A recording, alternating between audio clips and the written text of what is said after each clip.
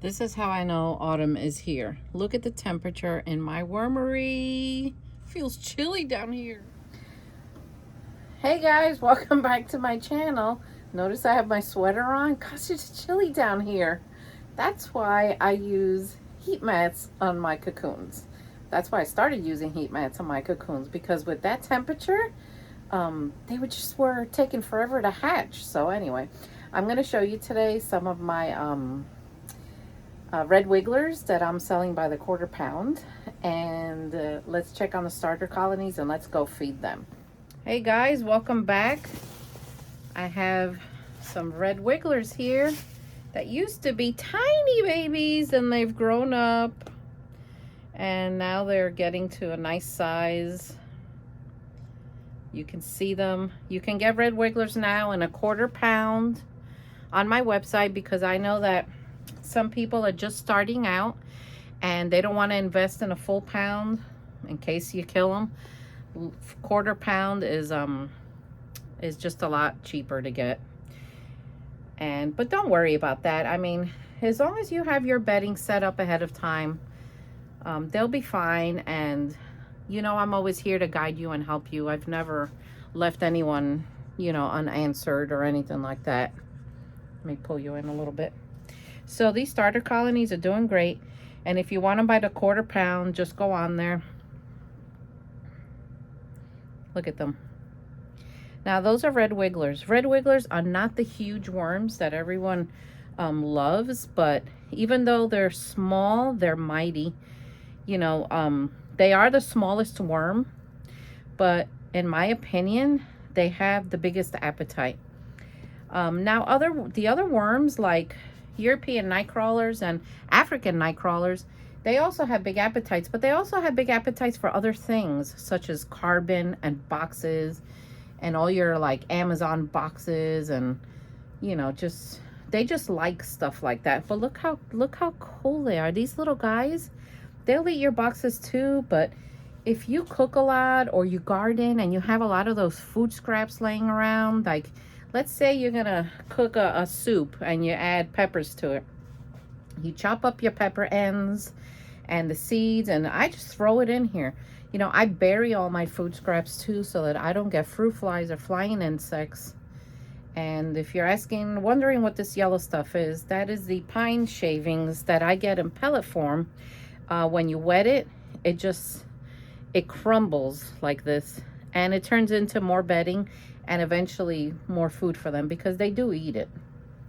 See, it's pine shavings. And you know, I've gotten pine shavings and flakes, but I'm really liking this pellet form of it, and I get it at Tractor Supply.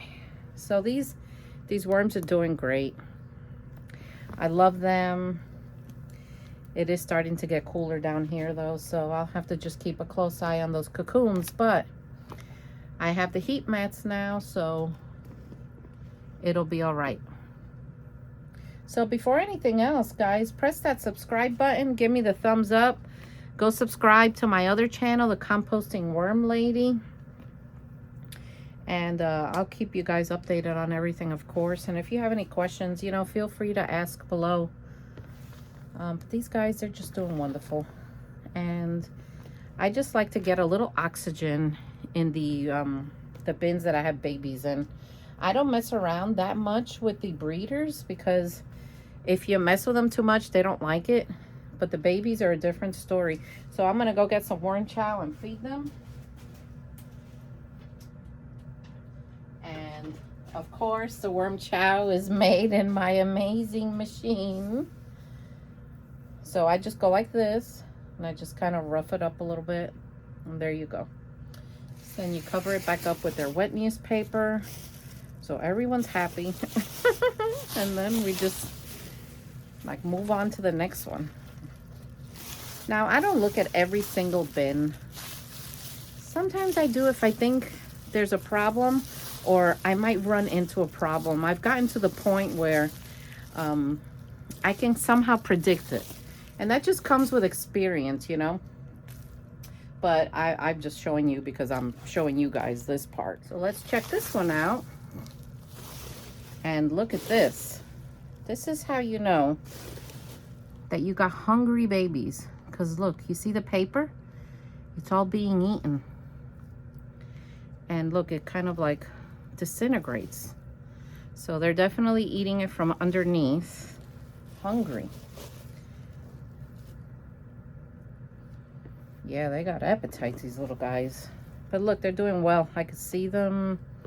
They're growing up, and I see a lot of little tiny ones. So this is the starter colony, because as you can tell, these worms are younger.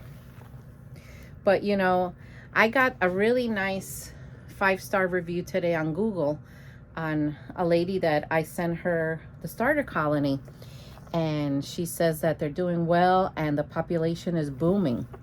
So whatever cocoons travel with these guys, you know, they'll hatch for you too and explode your population. So they're doing well.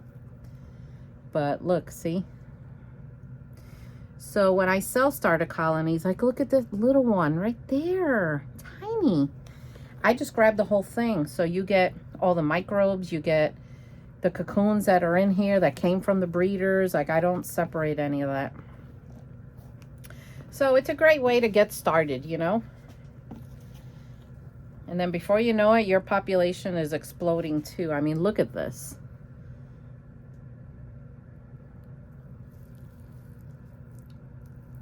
Now, baby worms, as small as they are, they will always have that little hue of pink.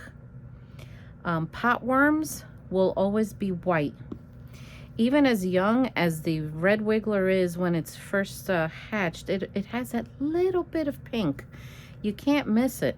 So that's how you can tell the difference between a pot worm and a red wiggler. Now, pot worms are not bad. You will find them in your bins, in your compost bins. They're just part of the natural composting process.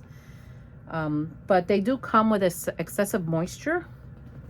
So if you don't like them for whatever reason, just dry out your bin a little bit and they go away. And the same thing for these little white things that are springtails. Same thing. If you don't like them, just dry out your bin a little bit and they go away. So we're getting good air circulation in here. Let me turn this a little. There we go.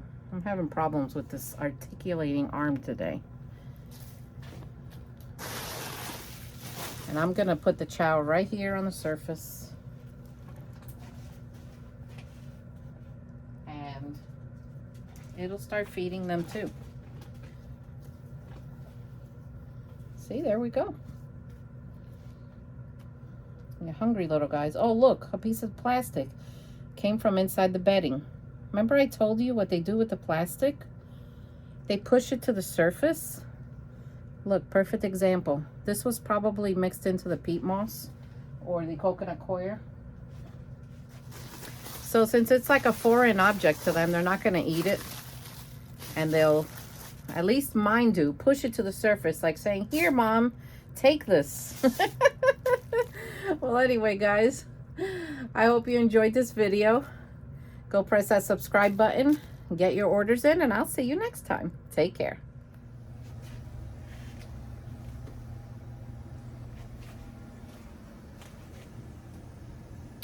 Hey guys, welcome back to my channel. Notice I have my sweater on. It's chilly down here. What am I doing?